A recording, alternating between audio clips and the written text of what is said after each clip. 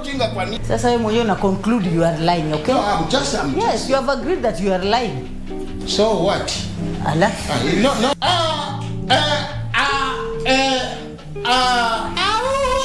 Ni ngumu. Sasa mzee, si uongee lugha ya taifa ambayo unaielewa.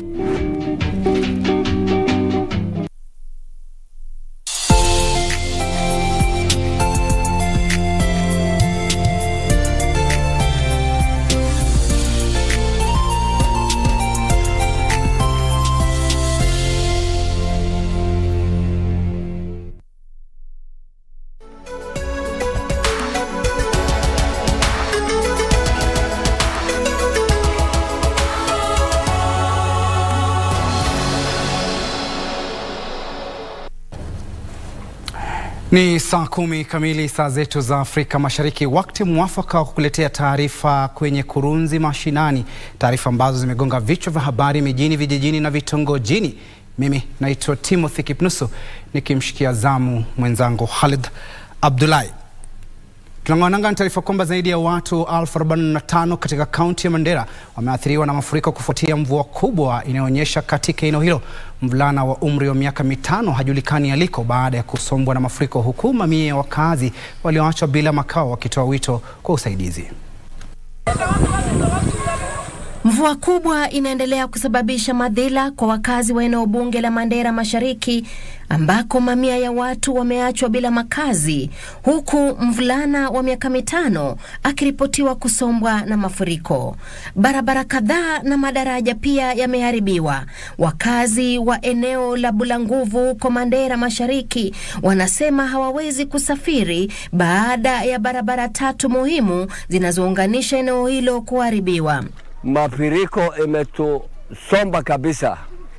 Macho zote zilienda, kila kitu imepotea. Ile kitu muhimu ambaye hiyo shida nafikiri imeelezwa serikali, na tunaomba hiyo tupate usaidizi. Hakuna njia ya kupita. Wamama wameweza hata kukaa kwa upande mwingine. Kuna wengine wanajifungua saizi. Hakuna barabara ya kupitisha. Maafisa wa kamati ya kukabiliana na mikasa katika eneo hilo wakiongozwa na waziri wa maji kwenye kaunti hiyo Ali Mohamud wamesema idadi ya waathiriwa wa mafuriko huko Mandera imefika watu 45,000. 45,000 people are affected in the county-wide, and on 22nd of this month, that's when we had 17 hours of constant rain non-stop, with the highest raindrops we have ever seen in this part of the world. There are other people who are even affected before even these interventions actually were here. Kadhalika alitoa wito kwa wahisani kushirikiana na serikali ya kaunti ya Mandera kuwasaidia wakazi wa kaunti hiyo. Tuondoke Mandera tufululize hadi kwenye gatuzi la Samburu, ambapo wazazi na wanafunzi wa shule ya watoto walio na ulemavu ya Senea huko Maralal wametoa wito wa kuhamishwa kwa mwalimu mkuu wa shule hiyo kuhusiana na kile wanachodai kuwa utepetevu. Watoto 3 wa shule hiyo wamedaiwa kufariki katika hali tatanishi, swala ambalo wazazi hao wanataka lichunguzwe na maafisa husika. Ni shule ya watoto walio na ulemavu ya Senea huko Maralal, kaunti ya Samburu. Hali ya sintofahamu imegubika shule hii kufuatia madai ya vifo vya watoto 3 katika hali tatanishi. Wadau sasa wanaitaka Wizara ya Elimu kusaidia kubainisha kilichosababisha vifo hivyo. Tumepoteza watoto 3 sahi kwa hii shule ambaye walikufa kwa njia haieleweki. So sisi kama wazazi tunasikia ushungu na tunataka kuambia TSC, hiyo headmaster hatutaki tena kuona hapa, kwa sababu hatujaleta watoto kusika hapa. Hatujaleta watoto kusika Senea. Tumeleta watoto wasaidike, wasomeshwe. Niko na watoto 2 kwa hii shule niliwaleta, lakini mtoto mmoja akapasi kwa hii wiki tu, alafu mwingine tena akamfuata. Kwa nini watoto wanapasi kwa hapa na tuko na mwalimu mkuu? Wakati tulikuja kuenda kumzika, mwalimu mkuu alikuwa wa hii shule hapa, lakini alitoka tu nje akatuangalia na akarudi kukaa ndani. Tumesema hatutaki huyo mwalimu mkuu kwa hii shule, tutafutiwe mtu mwingine mwenye ako na haja na watoto wetu. Kwa nini anafunga pali daktari anaweza pitia ndio akuja akutia watoto wakiwa wazima? Mimi mwenyewe nilikuwa pale wakati tulikuwa tunazika watoto. Tulipoenda kuzika, hata hawana utu ya kuja hata kuekelea mchanga na kusema Mwenyezi Mungu aliyemchukua achukue alaze mahali pema peponi. Huku akielekeza kidole cha lawama kwa usimamizi wa shule hiyo, wazazi hao wanataka mwalimu mkuu wa shule hiyo ahamishwe kwa madai ya utepetevu na kukosa maarifa ya kuongoza shule hiyo. Taasisi hiyo ambayo hapo awali ilijulikana kama SHAP ilisimamiwa na Grace Seneya na baadaye kukabidhiwa Wizara ya Elimu. Waondoke, waache shule hii special ed iendelee na Grace, watafuta mashauri kwa Grace, walimu wengine waletwe ili watoto wetu waendelee na shule endelee. Yeye amefunga gate hapa na shule alikuta hii shule Grace alikuwa amejenga. Hii shule sio yake, na yeye akakuja kutoa vitu zingine yeye anaweka zake. Sisi tumesema hatumtaki kabisa kama wazazi. Na sio kware Kurunzi Mashinani. Tunatumai kwamba suluhu itapatikana kuhusiana na kisunzi cha mauaji hayo. Kwingineko ni kwamba wadau wa sekta ya afya wameitaka serikali kusawazisha huduma zinazotolewa chini ya bima ya kitaifa ya matibabu ili wagonjwa wengi waweze kutibiwa ama kulazwa kwenye hospitali zote za humu nchini. Wadau hao wamesema mkakati mpya uliozinduliwa wa mwaka 2023-2028 unaonuia kuimarisha huduma za matibabu kwa Wakenya unapaswa kupendekezwa wagonjwa zaidi wanufaike kutokana na bima ya matibabu bila kujali ni hospitali zipi wanakotibiwa. To quality services that people may need at various levels, including those highly specialized, you need to be insured.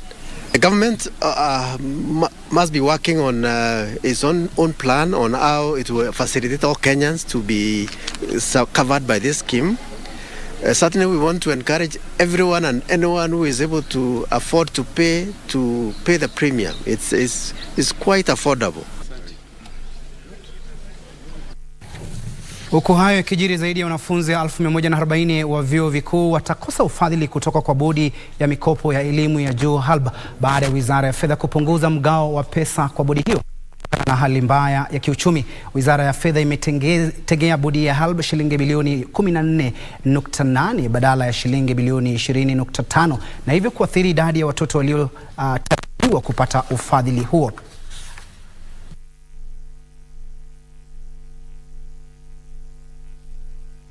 Wanafunzi nusu milioni walituma maombi ya mikopo, lakini ni wanafunzi 3,341 pekee ambao watapokea mikopo hiyo, huku akiongeza kuwa idadi ya wanafunzi wasiolipa mikopo yao imeongezeka. Ringera alisema vyuo vikuu kote nchini vinakabiliwa na matatizo ya kifedha ambayo yameathiri shughuli na huduma vyuo. We got a demand of about 500,000 which means we are not able to meet the entire demand. So we have a shortfall of about 140,000 students who we have allocated zero for this year. We'll continue talking to the students to give them hope that next year things might become better. When we look at our budget next year, we see some increment, and we hope you'll utilize that increment to be able to facilitate more of those students that we have funded and we didn't fund this year. Kwingineko, familia moja mtaani Kayole, kaunti ya Nairobi inasononeka baada ya mwana wao wa umri wa miaka 5 kutoweka yapata wiki 2 zilizopita. Mvulana huyo Haridan Rollins alitoweka siku ya Jumapili tarehe 16 mwezi huu. Kwa mujibu wa mama yake, mvulana huyo aliondoka nyumbani kwenda dukani kununua peremende. Haridan alionekana mara ya mwisho karibu na shule ya Hillpark kwenye mkutano ya Kayole. Familia hiyo imetoa wito kwa yeyote aliye na habari kuhusu mvulana huyo kupiga ripoti katika kituo cha polisi cha Obama mtaani Kayole ama kuwasiliana na wazazi wake kupitia nambari ya simu 0700443611 au 0710941370. Revision. So akawa nimeona amefanya vizuri, nikampea pesa aende akajinunulie kitu. Akaniambia, mami, mimi ninaenda kununua numbers. Unaona gate yetu huwa inafungwa kila saa. Nikampea mimi mwenyewe, nikampea key. Hapo ilikuwa around saa 8 ikielekea saa 9. Wakati nilianza kufikiria hayuko, amechelewa, huko bado ilikuwa imefungwa. So kuzunguka huku wakaniambia hawajamuona.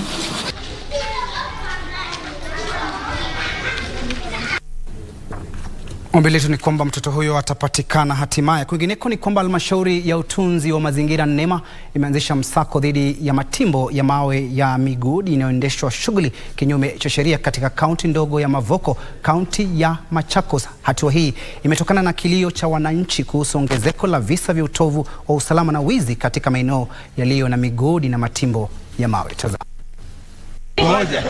Wakati wa mkutano ulioandaliwa na naibu kamishna wa kaunti ya Machakos, kilio cha wakazi kilipewa sikio. To carry out mining activities, quarrying activities, to be specific, you must consult NEMA and be guided on the way forward in terms of conducting public participation, so that the residents can give their opinion with regard to foreseeable impacts or negative effects of those activities. Kufungwa kwa matimbo hayo kunafuatia malalamishi ya wakazi kuhusu shughuli haramu zilizochipuza katika eneo hilo. We have agreed with NEMA and the residents that from now henceforth there will be no quarrying activities in that area and in this area, and generally in the river and anywhere. You cannot carry out quarrying activities without discussing with the members of the public on the way forward in terms of mitigating. Hata hivyo, wakazi hao walioghadhabika walitilia shaka kufungwa kwa matimbo hayo, wakidai kuwa sio mara ya kwanza kwa hatua kama hiyo kuchukuliwa. Kware yenyewe haina license. Hatuwezi toa watoto hata umtume kwa nduka because of insecurity. Tunaingiliwa kwa manyumba. Lori ziko kwa barabara left, right, center. Hakuna kitu inaweza fanyika. Gari ndogo ikipita hapo, au watu wanakufungia kwa barabara. Barabara imekuwa mashimo. Hata mtu akagonjeka hapa ni vigumu sana kufika hospitali. Insecurity, it is in the highest order. Tuondoke Machakos tufululize hadi kwenye gatuzi la Kisii, ambapo vyama vya wahudumu wa afya katika gatuzi hilo vimetoa makataa ya wiki 2 kwa maafisa wa usalama kuwakamata na kuwashtaki washukiwa waliovamia hospitali ya gatuzi hilo na nduru kuwadhulumu wafanyikazi, na sivyo watachukuliwa hatua ambazo hazijabainishwa. Maafisa wa vyama hivyo waliokosoa maafisa wa polisi wa eneo hilo kwa madai ya kuzembea kazini na wakaapa kususia kazi hadi swala hilo litakaposhughulikiwa. Akiongea na wanahabari, mwenyekiti wa chama cha wauguzi tawi la Kisii Eric Rioba alitishia kuwasilisha malalamishi kwa inspekta jenerali wa polisi kuhusiana na kusita kwa maafisa wa polisi katika eneo hilo kushughulikia swala hilo. Alitaja shambulizi hilo kuwa kudhalilisha sekta ya afya na akawataka wakazi wa eneo la Mugirango Kusini kuomba msamaha. We must have a public apology from the people of Nduru and South Mugirango. Rioba alisema kwa kuzingatia hali ilivyo kwa sasa, wahudumu wa afya wataridhika na mipango ya kuimarisha usalama ya mradi wa nyumba 10 badala ya maafisa wa polisi. If the county commissioner cannot do arrest within 48 hours, will give unspecified actions against his office, not limited to, but including petitioning his recklessness in terms of handling security issues within Kisii to the Inspector General of Police, Chavet Kome.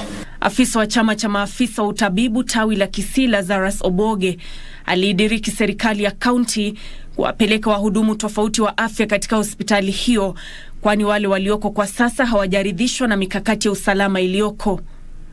Alisema waliotekeleza shambulizi hilo walinaswa na kamera za CCTV na hivyo kuwarahisishia maafisa wa polisi juhudi za kuwasaka.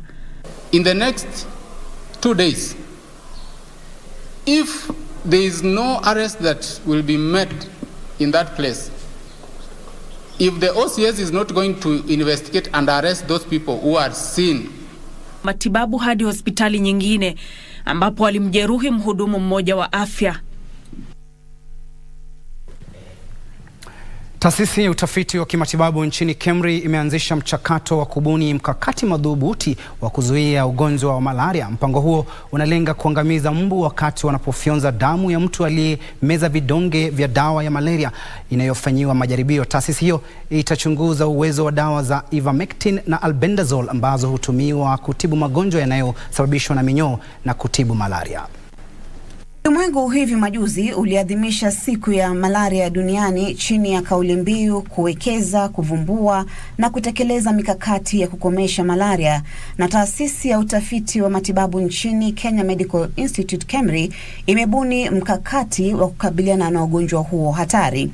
Huko Kwale, mojawapo wa sehemu ambazo hukabiliwa na ugonjwa huo kwa wingi humu nchini, taasisi hiyo imeanzisha utafiti wa ikiwa dawa zinazotumiwa kutibu minyoo zinaweza kutumiwa kuua mbu wakati mbu wanapofyonza damu iliyo na chembechembe za dawa hizo. This purpose is also to treat them for worms, intestinal worms, as well as we're expecting those who receive that, then we'll have another arm from that same arm to pick the mosquitoes after people have taken the ivermectin.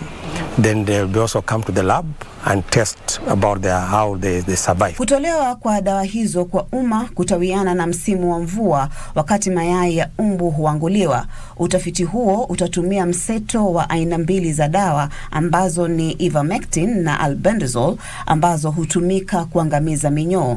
It is what we call a cluster randomized control trial whereby we are going to use two types of molecules. One is the ivermectin for deworming, and also albendazole also for deworming. But the ivermectin is the one which we're going to use as the main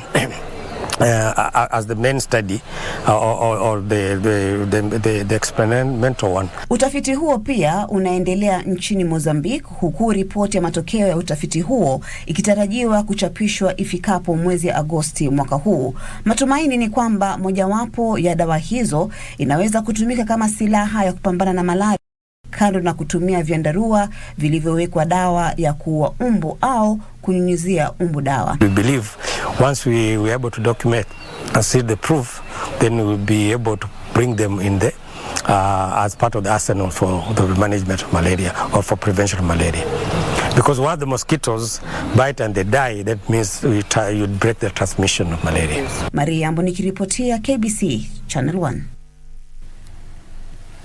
Kontu Mariambo. Kwingineko ni kwamba maafisa upelelezi kutoka Ruiru wamefanikiwa kumkamata Morris Njuguna Mwangi anayetuhumiwa kumuua mpenziwe na kuficha mwili wake kwenye sanduku katika eneo la Mitikenda huko Gato Ngora. Kwa mujibu wa polisi, mshukiwa huyo alisema yeye na mpenziwe walikuwa wakifanya kazi katika hoteli moja eneo la Kamakis ambako mpenziwe alikuwa kesha. Mshukiwa huyo alieleza maafisa wa polisi kwamba kulikuwa na ugomvi wakati wa usiku kabla ya mshukiwa kumpiga mwenziwe kichwani ambapo alifariki. Mshukiwa huyo anazuiliwa huku polisi wakisubiri kukamilisha uchunguzi kuhusu mauaji hayo tatanishi.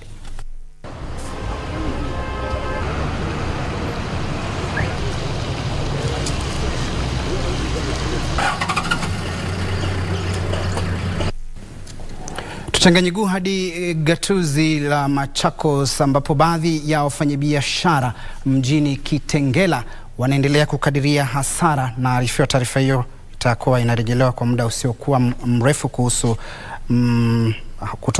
kukosekana kwa umeme katika eneo la Kitengela. Lakini naarifiwa sasa hivi iko tayari taarifa kuhusiana na ukosefu wa umeme, ambapo baadhi ya wafanyabiashara mjini Kitengela, kaunti ya Kajiado, wanakadiria hasara kutokana na kupotea kwa umeme katika kipindi cha miezi mitatu iliyopita. Biashara zilizoathirika zaidi ni pamoja na mikahawa, vituo vya ususi na vinyozi. Wafanyabiashara katika eneo la Kitengela, kaunti ya Kajiado, na viungo vyake wamepata hasara kubwa kutokana na kupotea kwa umeme katika eneo hilo. Power comes within 1 or 2 hours every day. We must have a power blackout every day, every single day. And whenever we complain to the relevant officer here in Kitengela branch, they always tell us that they are acting on it. Wenye biashara ya kuuza chakula wanasema wameathirika zaidi kutokana na kupotea kwa umeme. Kwa mfano, tuko na kuku ambayo tayari imeshaharibika. Ukiangalia vizuri imeanza kuturn green. Tuko na vitu vingine vyakula ambavyo tunaweka ndani, tayari tumeenda hasara. Wenye biashara ya ususi na vinyozi pia hawajasazwa kutokana na tatizo hilo, kwani wanalazimika kufunga biashara zao mapema. So tunaomba ambao wako relevant authorities wajaribu kutushughulikia juu biashara zetu zinaumia sana. Baadhi ya wafanyabiashara wamelazimika kuhamia maeneo mengine. Wale wanaotumia mitambo ya jenereta wanasema huenda wakafunga biashara zao kutokana na gharama ya juu ya kutekeleza shughuli zao. So we are making a lot of losses. Every day we have to fuel our generators, and those people without generators, they are closing down businesses. Meneja wa kiufundi kwenye kampuni ya Kenya Power Jackson Musau amewahakikishia wafanyabiashara hao kuwa tatizo hilo linashughulikiwa. Kwingineko, wakazi wa eneo la Igembe kaunti ya Meru wanalalamikia kuhusu ongezeko la idadi ya watoto wanaorandaranda mitaani katika eneo hilo. Zaidi ya watoto 700 wanaishi barabarani, huku idadi hiyo ikiongezeka kila kuchao.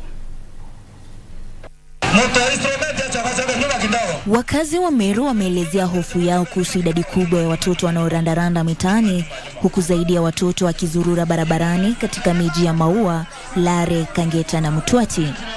Mashirika yasiyo ya serikali yanayoshughulikia maslahi ya watoto yanakadiria kuwa zaidi ya watoto 100 wameokolewa kutoka barabarani katika muda wa miezi 3 iliyopita, huku idadi ya watoto hao ikiongezeka kila uchao. Akiongea kwenye hafla iliyoandaliwa watoto hao, Kelvin Moses ambaye ni meneja wa shirika la Sodzo Kenya amesema hali hiyo imechochewa na uchochole, dhuluma za kijinsia, utovu wa usalama na balanja katika eneo hilo. One of the either push or pull factor that are causing these children to come to the street or being pushed to the street are child neglect, whereby some parent tend to neglect the responsibility of these children.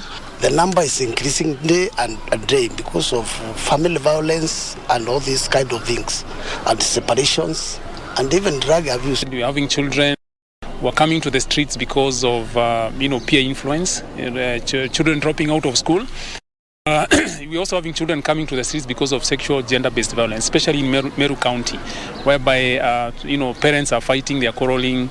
There are issues also of land, where children are being caught up between these wars about family issues of land, and they are displaced. So some find a safe haven in the streets. Afisa wa masuala ya watoto huko Igembe, John Mwangi, amesema ukosefu wa kituo cha kuhudumia watoto walionusuriwa unatatiza juhudi za kuwaokoa na kuwarekebisha watoto hao. Mwangi amesema mipango inaendelea baina ya serikali ya kaunti hiyo na wadau wengine kubuni kituo cha kuwahudumia watoto waliookolewa kutoka mitaani. In Meru County, we have established the care reforms, whereby we are saying that children need to belong to the family. So as we are talking now, for this particular year, we have been embarking on a program to get the children to the families, reintegrate them to the families. Well, even if they are not going back to their natural families, they will also have alternative families. Pauline Nasimiu, Kurunzi, Mashinani. Sasa tuangazie taarifa ambayo katika siku za hivi majuzi imeibua mdahalo mkali nchini. Viongozi wa kidini katika kaunti ya Busia sasa wanataka madhehebu yote yasajiliwe chini ya shirika moja la udhibiti ambalo litajukumika kufuatilia shughuli za madhehebu hayo na kuhakikisha vitendo vyao havikinzani na mafundisho ya dini. Wakiongozwa na Samuel Welimo, viongozi hao walisema wamesikitishwa na matukio ya Shakahola katika gatuzi la Kilifi ambako zaidi ya watu 100 wamepoteza maisha yao, wakisema maafa hayo yamechafua hadhi ya dini. Mackenzie should be dealt with, and no church should be accepted to run without being under the umbrella within the country. Lazima kanisa ichukue jukumu under special umbrellas, waende wahamasishe kanisa kwa jumla. Tufululize hadi kwenye gatuzi la Nandi ambapo serikali ya gatuzi hilo imeshirikiana na shirika la Marekani la USAID kujenga kiwanda cha kutengeneza gesi ya oksijeni kitakachogharimu shilingi milioni 26.8. Kulingana na serikali ya kaunti ya Nandi, hatua hiyo itapiga jeki huduma za matibabu katika kitengo cha wagonjwa wanaokabiliwa na matatizo ya kiakili na kitengo cha watoto wachanga walio katika hali mahututi katika eneo hilo.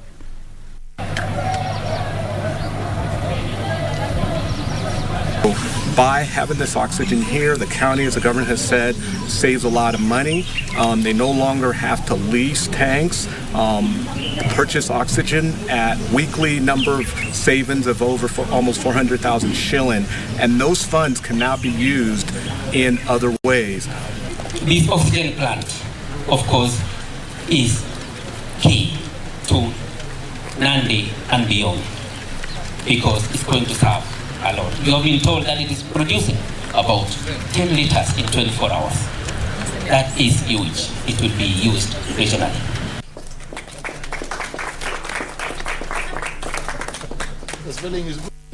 Na katika makala yetu ya Ifahamu China unayoienzi mtazamaji, ni kwamba tunaangazia jinsi mikoa ya Zhejiang na Henan inavyofurahia mavuno mazuri ya chai. Hebu tazama upate uhondo.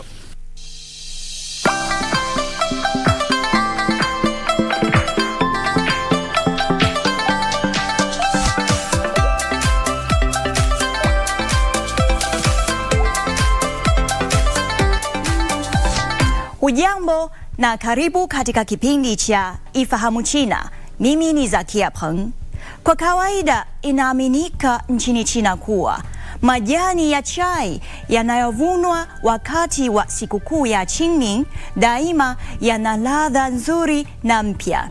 Ingawa yanauzwa ghali zaidi, hilo haliwazuii wa China wanaopenda chai na watengeneza chai kutafuta ladha ya majira ya spring.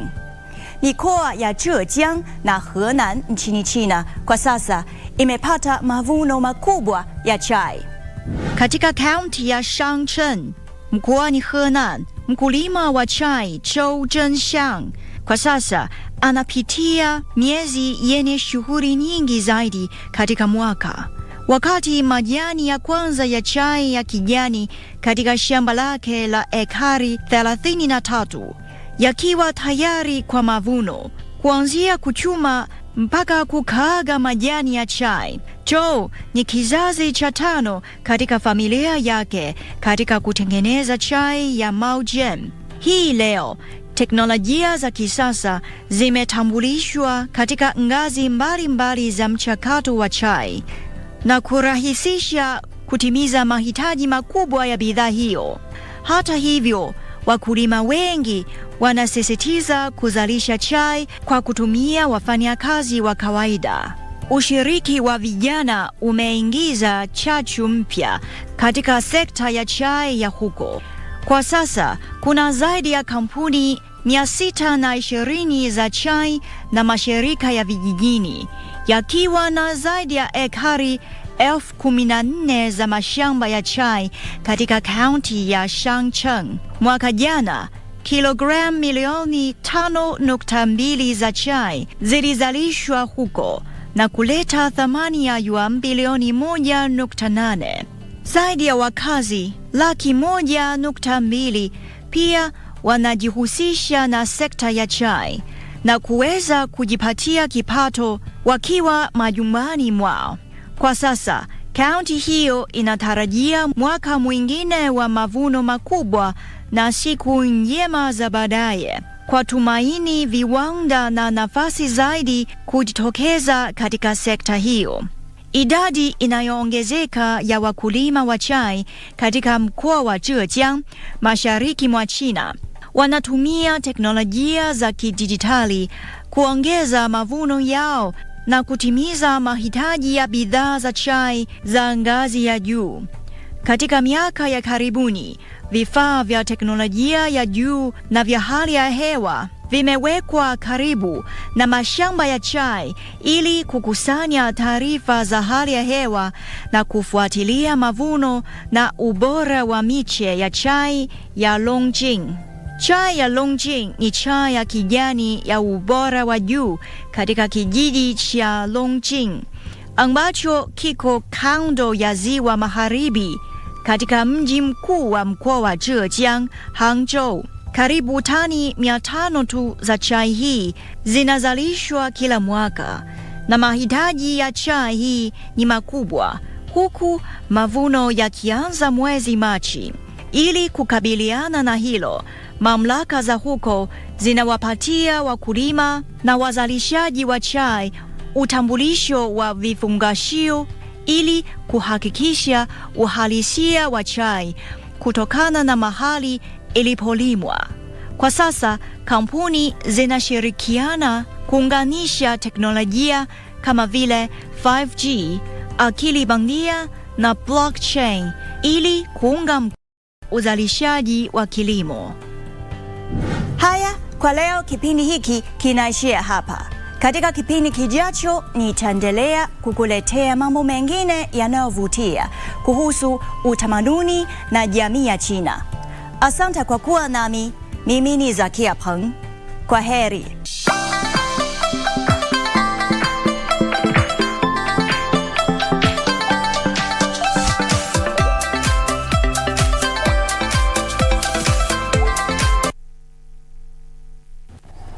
Bila shaka makala murua kuhusu ifahamu China, na kutokana na makala hayo naona mwelekezi wangu na vile vile mpiga picha ambao wamejita kutokana na kijibaridi kikali hapa kwenye studio wakitafuta mbinu ya kufika kule Uchina kutafuta Zakia Peng waweze kupata chai hiyo ya aina yake. Majina hapo magumu, lazima ukaze meno na kulegeza ulimi. Kufikia hapo mtazamaji, hatuna la ziada ila kukamilisha taarifa zetu za Kurunzi Mashinani. Ni furaha iliyoje kufahamu kwamba umekuwa nasi tangia mwendo wa saa 10 hadi kwa sasa.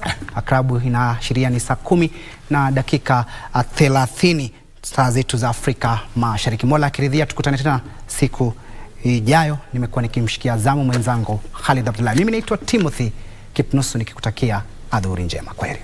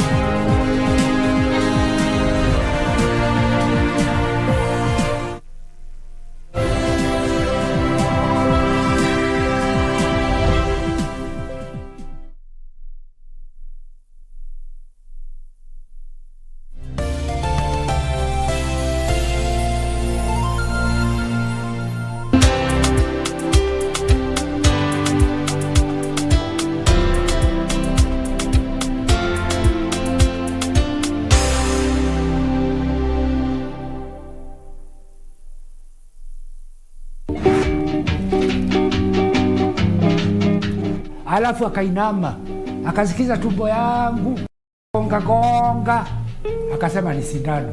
You said that I inject that indopicins. Yes, indopicins, ndio? Epidural. Wewe wacha mchezo pana. Mimi na matawa naingililia wapi na mimi mwenyewe ni cleaner. Sasa uamsho uende wapi? Unaamsho uende wapi? Unaona na yeye. Kutunga hiyo pande nyingine uandike kabisa. Yes, analetea ujinga kwa nini? Sasa wewe mwenyewe una conclude you are lying, okay? No, I'm just yes, you have agreed that you are lying. So what? Allah. No.